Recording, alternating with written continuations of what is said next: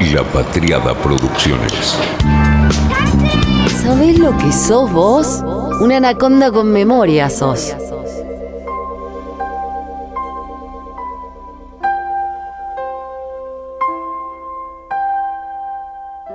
Hola, ¿estás escuchando?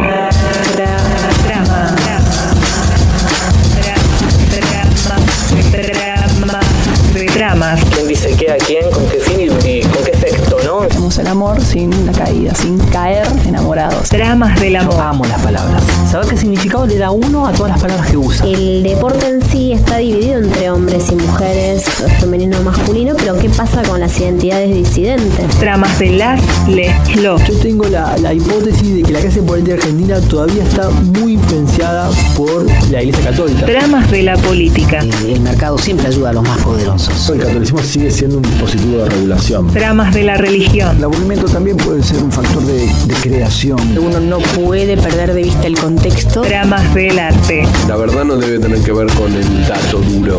La verdad tiene que ver con una esencia. Lo complejo es entender esas tramas. Difícilmente nuestro país tenga la posibilidad de generar pleno empleo en los próximos 5 años. Dramas del dinero. El amor es un juego de expectativas. ¿Qué estás tramando? Estoy tramando, estoy trabajando. Estoy tramando. Qué bueno eso. Tramas. ¿Arrancamos? Hoy, ¿y dónde reside hoy el poder de la comunicación? Con Mariana Moyano.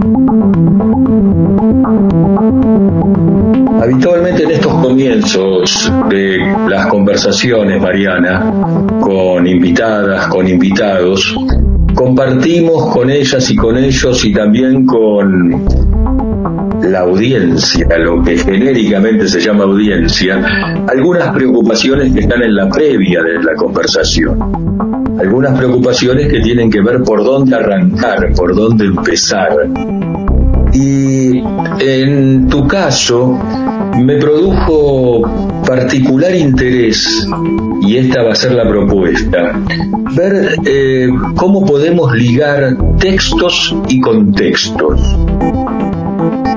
Y aclaro, hay una palabra clave en el título de tu libro, en la bajada, que es la palabra odio. Y en 1957, Arturo Jauretche escribió en otro contexto, otro texto titulado Los profetas del odio y la chapa. ¿Hay algún clic entre aquel odio del maestro Jauretche y este odio que se trasunta por internet? Sí, absolutamente, y no es yo lo que subrayaría más que el apellido de Jauretche es la época, los años que vos mencionás. Yo una de las cosas, de hecho, es más importante la bajada del libro que el título. Lo de Trolls es casi como una especie de excusa comercial, en ese momento en que salió, que se hablaba de eso muchísimo, y mucho menos de lo que significa el odio en Internet. Mariana Moyano, periodista. Va a parecer como que me voy, pero voy a volver en lo que voy a decir ahora. Muy rápidamente lo que podemos decir, y vos conocés perfectamente lo que voy a mencionar, en la década mediados de los 50, 60, 70, en el mundo, todas las teorías de comunicación se hermanaron, digámoslo así, con todas las teorías de la cultura. Empezando por el psicoanálisis y siguiendo por todos los estudios como gramscianos de la comunicación. Es decir, se hicieron todo lo que tuviera que ver con la comunicación, fue soltando el conductismo, causa-efecto, y empezando a pensar en los contextos sociales. Entonces, nosotros nos zambullimos de cabeza a eso, cuando digo nosotros es los que estudiamos comunicación, la comunicación en general, y obviamente con razón, porque empezábamos a ver que no había algo lineal en los comportamientos, sino que era todo muchísimo más complejo, muchísimo más grande, y había que pensar la sociedad para poder empezar su comunicación. En Estados Unidos especialmente, siempre se resistió la lógica de pensar la cultura o la cosa psicoanalítica. De hecho, voy a poner un ejemplo que todos conocemos. Nosotros, cuando decimos que nace la no ficción y se la adjudicamos a Rodolfo Walsh, y está la discusión de si fue primero a sangre fría o Operación Masacre. Fue primero Operación Masacre, pero está esa discusión, digamos, quién empezó qué. Nosotros en la sangre fría tenemos un comportamiento claramente como es la sociedad estadounidense, que es pensar la psicología en términos conductistas, ¿no? Fulanito es tal cosa, luego se comportará de tal manera. Dick, cuando oyó por primera vez la canción había comentado: los papagayos no cantan, parlotean quizá, graznan, pero cantar, ni en broma. Claro, Dick se lo tomaba todo al pie de la letra, todo. No entendía de música ni de poesía y sin embargo, lo que Dick tenía de prosaico, su modo positivista de enfocar las cosas, era lo que más atraía a Perry, pues eso hacía que Dick, comparado con él mismo, pareciera tan auténticamente duro, invulnerable, totalmente masculino. A sangre fría, Truman Capote. En Operación Masacre lo que vemos es que los comportamientos son sociales. Todo en la misma década, ¿no? Por eso el año que vos mencionaste es absolutamente importante. El barrio en que van a ocurrir tantas cosas imprevistas está a unas 6 cuadras de la estación, yendo al oeste. Ofrece los violentos contrastes de las zonas en desarrollo, donde confluyen lo residencial y lo escuálido. El chalet recién terminado, junto al baldío de yuyos y de latas. El habitante medio es un hombre de 30 a 40 años que tiene su casa propia, con un jardín que cultiva en sus momentos de ocio y que aún no ha terminado de pagar el crédito bancario que le permitió adquirirla. Vive con una familia no muy numerosa y trabaja en Buenos Aires como empleado de comercio o como obrero especializado. Se lleva bien con los vecinos y propone o acepta iniciativas para el bien común. Practica deportes, por lo general el fútbol. Conversa los temas habituales de la política y bajo cualquier gobierno protesta sin exaltarse contra el alza de la vida y los transportes imposibles. Sobre este esquema se da una gama no muy amplia de variaciones. La vida es tranquila, sin altibajos. Aquí, en realidad, nunca ocurre nada. Operación Masacre, Rodolfo Walsh. Estados Unidos siempre quedó agarrado a esa lógica de pensar las cabezas de las personas como conductismo. Causa-efecto. Quieren esa manera de pensar la sociedad, ¿no? Como la cosa del gen malo, el comportamiento muy biológico. Muy bien. En el resto del mundo, en Europa y América Latina y Argentina en especial, empezamos a pensar la comunicación en términos sociales. ¿Qué es lo que corresponde? El tema es que cuando empezó este siglo, nosotros seguimos pensando la comunicación como la pensábamos todo el siglo pasado, de los 50 al final del siglo. Y en Estados Unidos empezó otro fenómeno, y es que justamente Silicon Valley recupera, hasta llevarlo al extremo, la cuestión biológica para pensar la comunicación. Para decirlo rápidamente, ¿qué hicieron? Mapearon el cerebro humano con las neurociencias, que nos solemos reír mucho. Yo no me río tanto porque no es para reírse, ¿no? No es para reírse, pero acá se lo desprecia, ¿no? Porque como no es social y es biológico, entonces yo diría, bueno, está bien, sin tirar a Freud por la ventana, empecemos a ver qué están haciendo estos. Entonces mapearon el cerebro y lo convirtieron en un algoritmo. Entonces, ese algoritmo lo que recupera es nuestra forma de ser malos, vamos a decirlo mal. Entonces, el odio hoy está formateado en base al cerebro nuestro, y justamente ahí, una cosa que nos pasa desde que nos levantamos hasta que nos vamos a dormir, tengamos o no redes sociales y pensemos o no la comunicación. Si a vos te dicen 10 veces, Oscar, qué buen tipo que sos, qué buen profesor que sos y demás, te queda. Si viene uno y te dice, mirá, ¿sabés qué? Sos el profesor más jodido que tuve en mi vida. ¿Vos con cuál comentario te quedás? Con ese. Porque nuestra cabeza funciona así. Entonces, al algoritmizar nuestra cabeza, lo que hicieron las redes sociales fue decir, vamos a llevarte por acá. Sí o sí tiene más prensa el odio. Entonces, recuperar aquello biológico, ¿no?, de esa década, en términos de la corporación comunicacional más poderosa que la humanidad conoció, no es una pavada, es el núcleo, digamos. No es que las personas vamos a las redes sociales y somos malas. Las redes sociales están creadas a partir de una forma en la que el odio tiene más prensa. Entonces no lo podemos, digamos, combatir a menos que entendamos cómo funciona. Algoritmo, conjunto ordenado y finito de operaciones que permite hallar la solución a un problema. Algoritmo, cualquier cosa que funcione paso a paso, donde cada paso se pueda describir sin ambigüedad y sin hacer referencia a una computadora en particular, y además tiene un límite fijo en cuanto a la cantidad de datos que se pueden leer o escribir en un solo paso. Un algoritmo se puede concebir como una función que transforma los datos de un problema en los datos de una solución. Tramas. Sabés que abriste una serie de carpetas. Pero se entendió dónde, o sea, porque la vinculación está como ahí. Exactamente, se entendió, y para profundizar algo más y después ir por los otros caminos, algo más en torno al odio, hay una palabra que vos utilizás en la página 288, donde citás a un artículo de ese escritor formidable que es Martín Cohen, publicado en el diario Perfil, que decís: de este odio desmesurado. Ya aparece el adjetivo. ¿Por qué? Porque voy a meterme una interpretación, viste que el libro cuando yo lo escribí es como que yo por lo menos escribo, me olvido lo que digo y lo suelto, ¿no? Como un poco también porque si le va mal, como para decir, bueno, no es mío, qué sé yo, es culpa del libro, no sé yo. Está volando por sí. Es cosa del libro, no sé yo. Me parece que lo que quiero decir ahí es como que también vivimos como una década o unas décadas en la Argentina donde, bueno, en el mundo, ¿no? Como que la corrección política copó todo. Entonces, no aceptar que uno es parte del mal, vamos a decir así, digamos, como aceptar la parte mala. Entonces, el problema me parece que es la desmesura. No esa parte como de aceptar ese comportamiento humano. El problema es la desmesura y peor, digamos, para mí la desmesura individual es un comportamiento humano.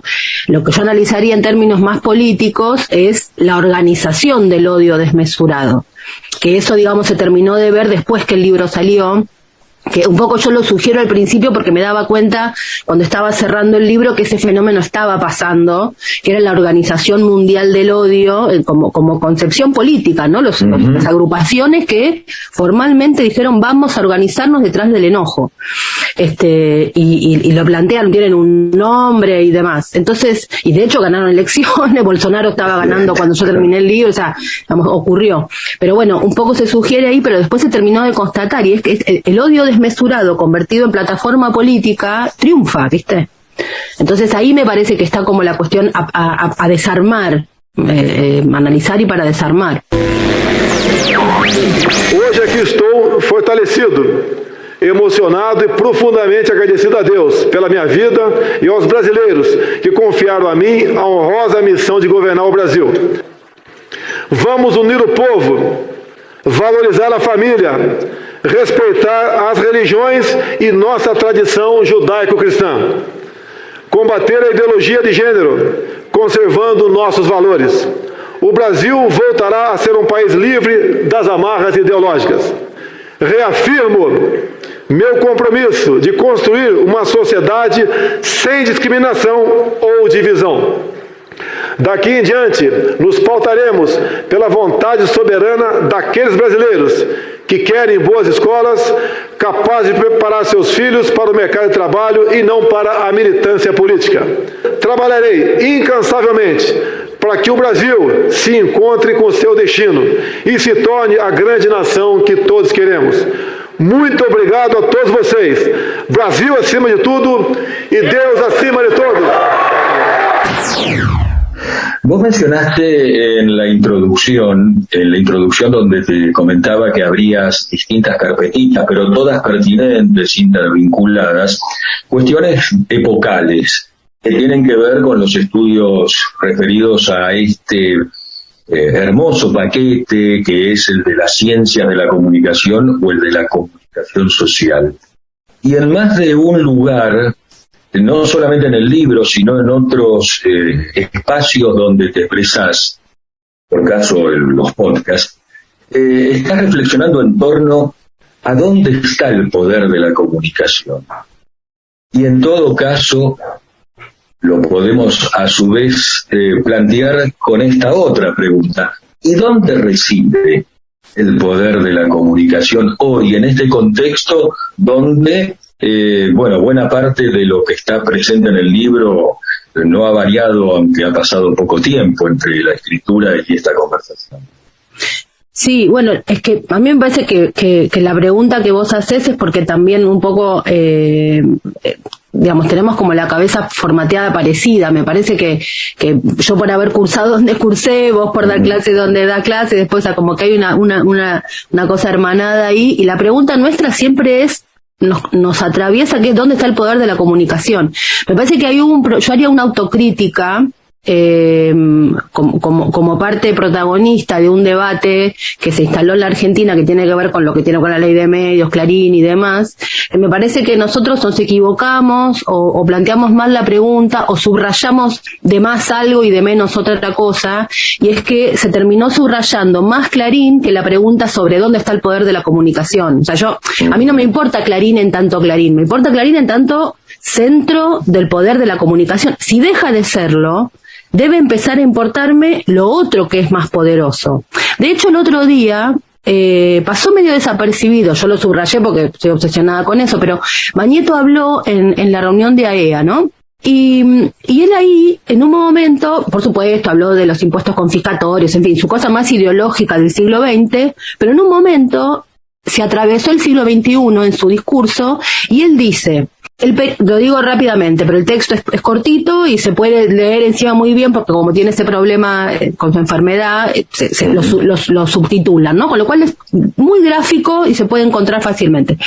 Y él dice, hacer periodismo es caro, cosa que es verdad. O sea, periodismo bueno es caro, es muy caro, porque no podés sacar salchichas casi, si no un periodista son 3 días en una nota que por ahí se lee en 15 minutos. Esto es caro. Por supuesto, por eso no se hace, y por eso ganamos mal los periodistas y hay mal periodismo, ¿no? Y hay mal periodismo. Por eso es fácil, y somos cada vez más vagos, leemos cada vez menos, en fin, toda una cadena de horrible. Pero digamos, él en un momento dice, hacer periodismo es caro, y en este momento somos todos, dijo algo así como vulnerables a la algoritmización de lo que se viraliza, y eso es lo que gana. O sea, de alguna forma, el tipo lo que dijo, yo buscaba en mis notas, y la primera vez que él habló, así como políticamente de la cuestión, fue en 2012. No le conocíamos la voz a Mañeto, sí, en los 80 con Neusta y demás, pero después era como la oscuridad del poder. Bueno, el tipo había hablado. Entonces, cuando él habla, inaugura épocas, aquello de cuando estuvo con Neustadt, cuando habla en 2012, y cuando él inaugura, porque es el poder. Entonces, cuando el poder verbaliza, inaugura. Bueno, el otro día en AEA, de alguna forma Mañeto concluyó una época. Lo que él dijo es, me ganaron. ¿No? Que no es que no lo sabíamos, porque tenemos la serie Succession, Rupert Murdoch diciéndolo en El Mundo, el New York Times lo reconoce, digamos, no es una novedad. Pero en la Argentina, uno así que lo diga, bueno, entonces, cuando sucede eso, la pregunta estuvo mal orientada los últimos, yo diría desde el 2013, ¿no? Que es cuando las corporaciones de Silicon Valley, como a mí me gusta la figura de los ping-pong, ¿no? Claro, y muestra lo que son, se comen a los medios, digamos, la primavera árabe, lo que pasó con Snowden, Assange, todo esos que revolucionaron el mundo, lo que nos dijeron es, la comunicación está en otro lugar, el poder, el núcleo duro, está en otro lugar.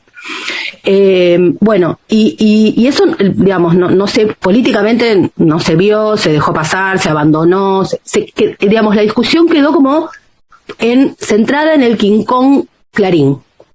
Y lo que no vimos al centrarlos en esa discusión es que estaba llegando Godzilla. Y cuando hablamos de, o sea, son monstruos, empresas, que no es que valen, no sé, digamos, una parte de Twitter, que es la red social más chiquitita, pero es el círculo rojo, digamos, de la política, entonces es súper poderosa, pero es la más chiquita, una partecita vale la deuda externa de la Argentina. 44.000 millones de dólares. Facebook vale 4 PBI de la Argentina, si Zuckerberg la vendiera. Entonces, digamos, si vos tenés una combinación, una ecuación que es, valen 4 PBI de países medios como la Argentina, imagínate de más chicos.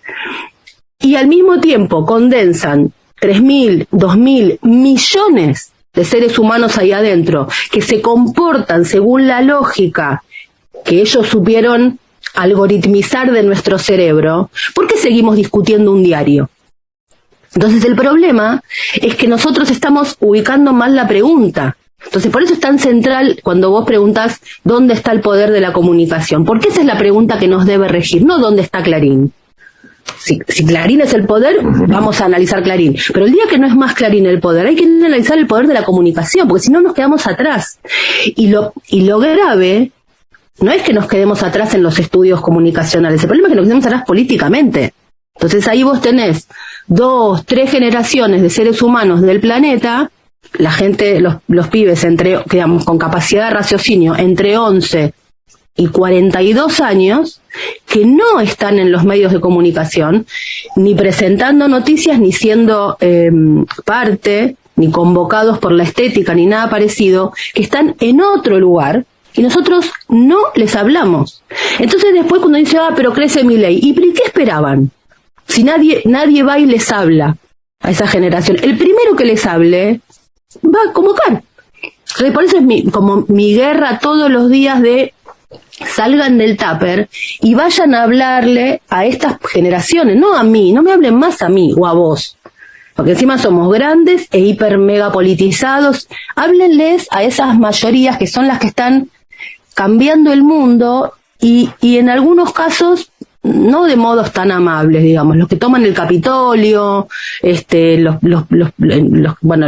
tiroteos, es una cosa muy de Estados Unidos, pero eso, sí, los que ganan es muy particular, claro. Es muy particular, pero bueno, Vox en España, Italia, Hungría, lo que está pasando en Brasil. Mariana Moyano, autora del libro Trolls S.A., la industria del odio en Internet, publicado por el grupo editorial Planeta en 2019. Mirá Lula.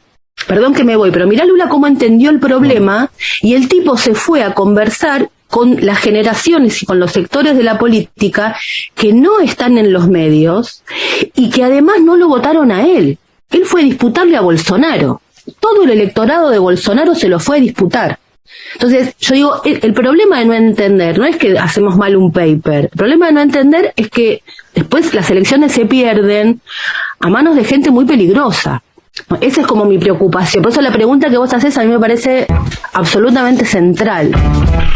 Escribinos a tramasradio@gmail.com. Lo interesante de las tramas es que demuestran que en la profundidad también hay superficies. Darío Steinschreiber, tramas, filósofo. Nietzsche decía que la profundidad es también una superficie. El sentido de las cosas está en encontrar ese sentido en una trama. Las tramas nos traman, pero nosotros también vamos tramando.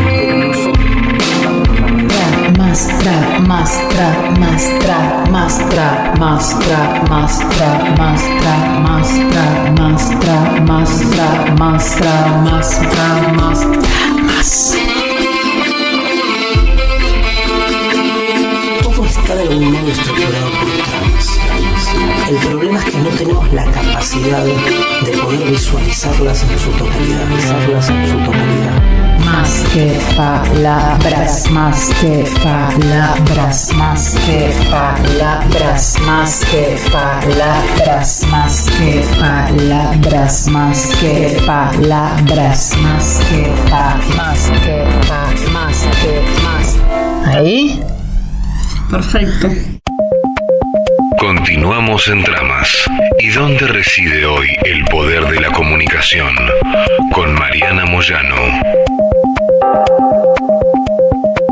Esa pregunta, Mariana, se enlaza con la noción y descripción de los territorios atravesados por los ámbitos políticos comunicacionales, donde vos lo dejás muy claramente marcado, y te cito a partir de una entrevista en Página: seguir insistiendo en que la única forma de comunicación pública es la periodística es parte del problema, y cuando uno mira más abiertamente el panorama se encuentra con territorios donde participa lo institucional, el palacio, para ponerlo de alguna manera en palabras, la calle, el territorio mediático, y vinculado con tu texto, el digital.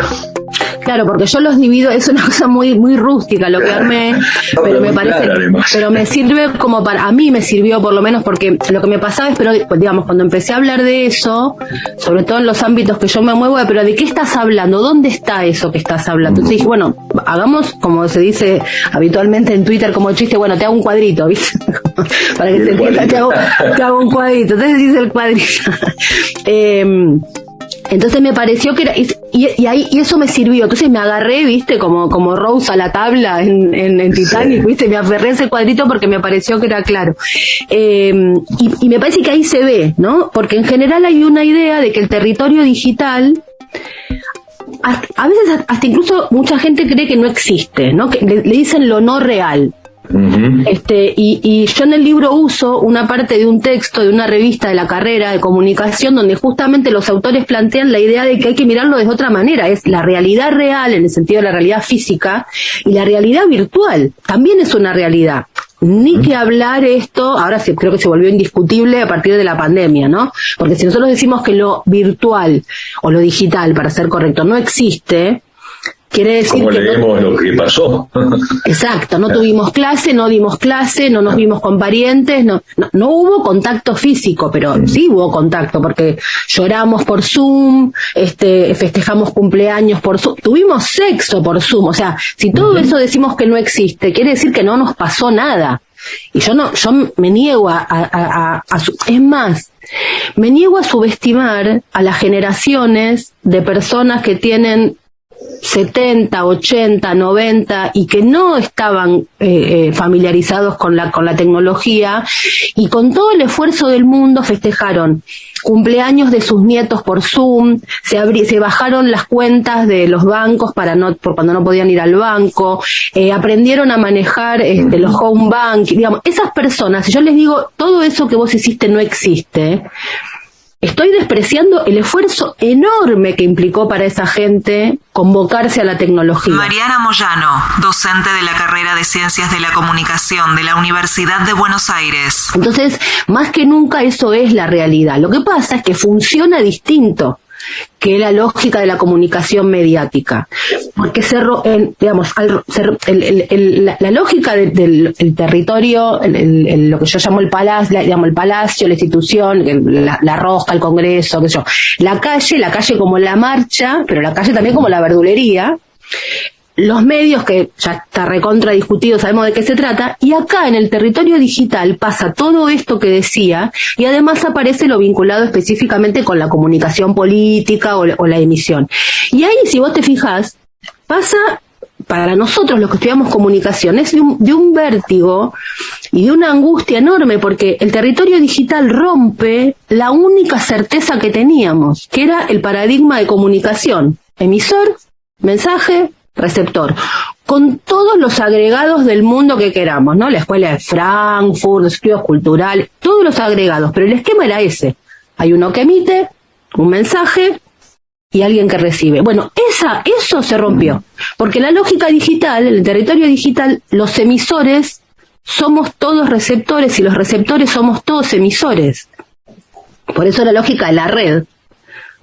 ¿Cuál es el grado cero de una emisión en el mundo digital? Es muy probable que no lo podamos encontrar nunca, porque así funciona Internet.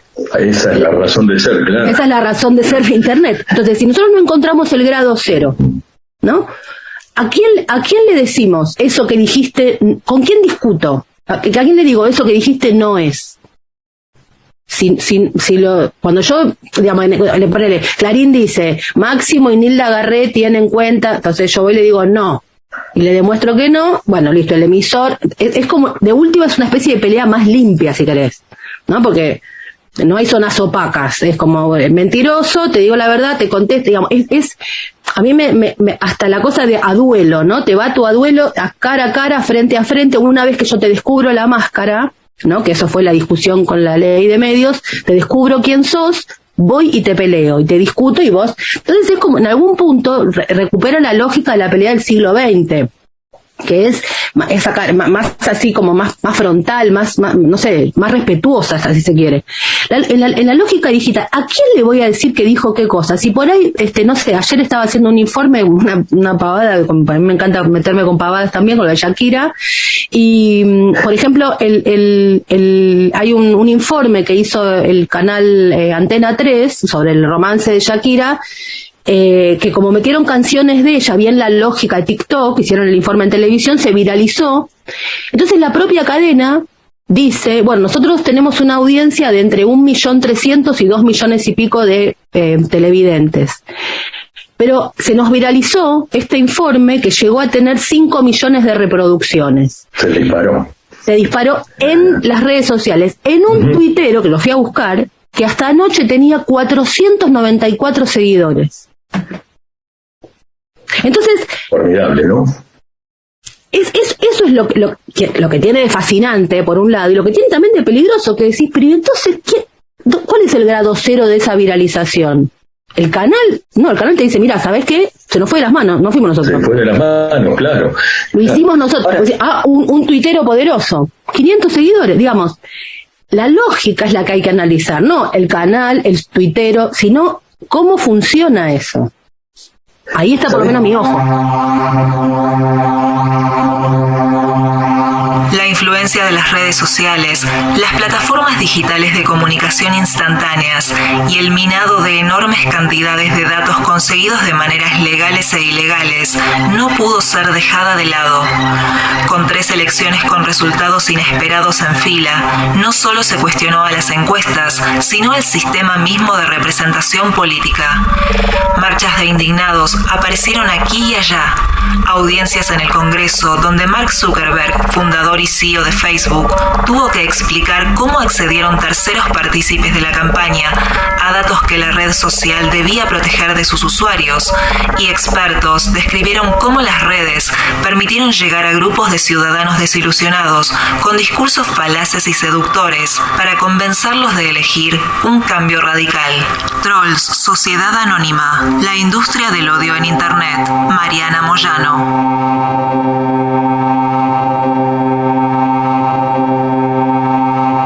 Y en ese ojo te vuelvo a situar en el comienzo de esta conversación, donde te planteaba por dónde arrancar. Bueno, hicimos, o vos particularmente, una referencia desde donde la palabra odio fue articulando buena parte del texto Troll, Sociedad Anónima, la industria del odio en Internet.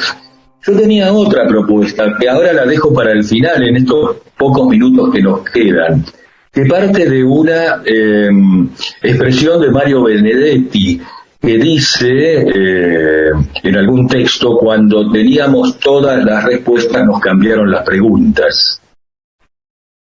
¿Qué nuevas preguntas tenés, Mariana, para lo que viene, para lo que estás tramando o para lo que pensás a partir de ahora tramar? No, yo creo que la pregunta central es esa que la hiciste vos, digamos, ¿dónde está el poder de la comunicación? Que nunca es como la brújula, viste, que te marca el norte. Siempre la pregunta tiene que ser esa. Y si yo tengo muchas respuestas sobre Clarín, ¿no? Que las tengo, y me puedo jactar de tenerlas y de haber sido... nosotros fuimos absolutamente pioneros en eso, en comunicación. Entonces me jacto con orgullo y con mucho honor.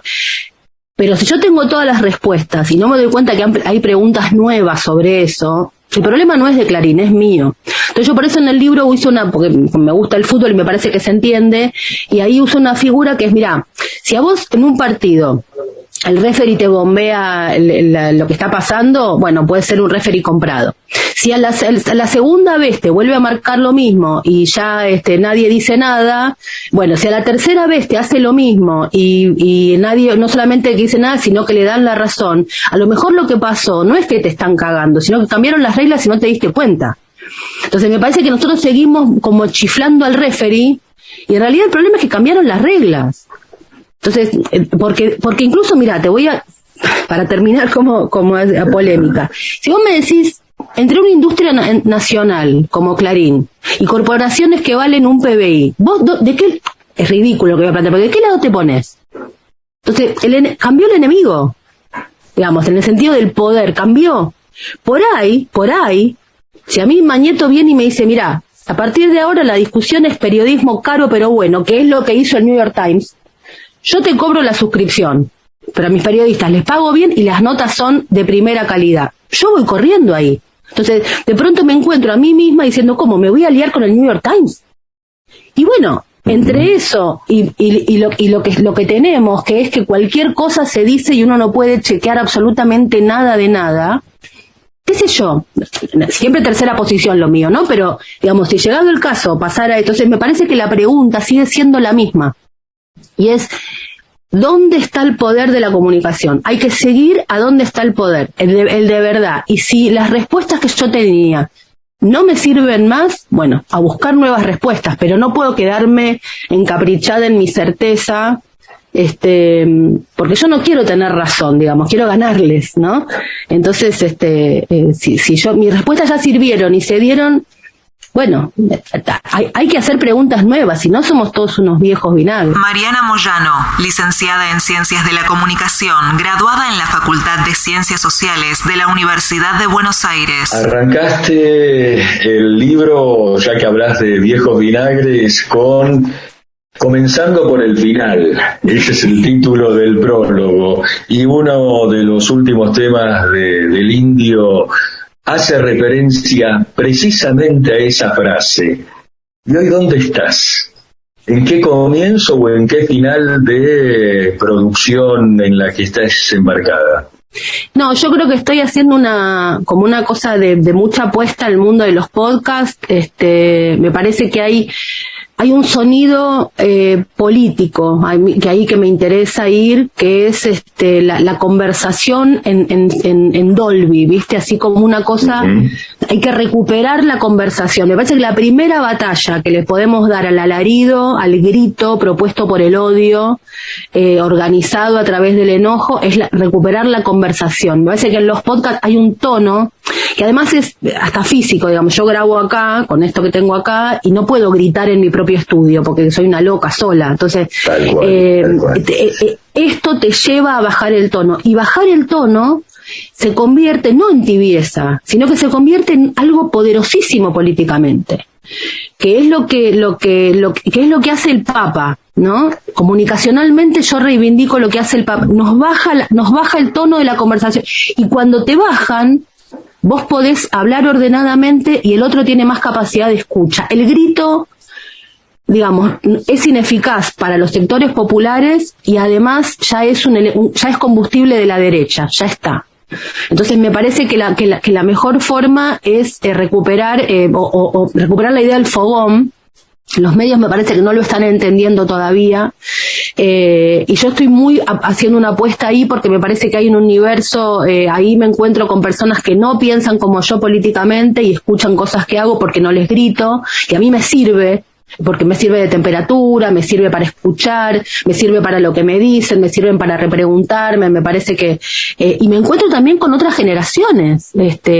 Tengo diálogos, por ejemplo, con seguidores y seguidoras, sobre todo mujeres, de los podcasts, chicas de 22, 23, 25 años, que de otra manera yo no tendría cosas en común probablemente, porque yo tengo 52 años, ¿no? Ya está, digamos, hay cosas que me encanta Bizarrap, me encanta lo que hace Trueno, me encanta lo que hace Woz y demás, porque además tengo una hija preadolescente, con lo cual me encanta, pero qué sé yo, estoy en contacto con una cantidad de cuestiones que tienen que ver, que no es solamente la música, ¿no? Woz, Trueno, Bizarrap, todo eso no es solo música, es un concepto nuevo estético también.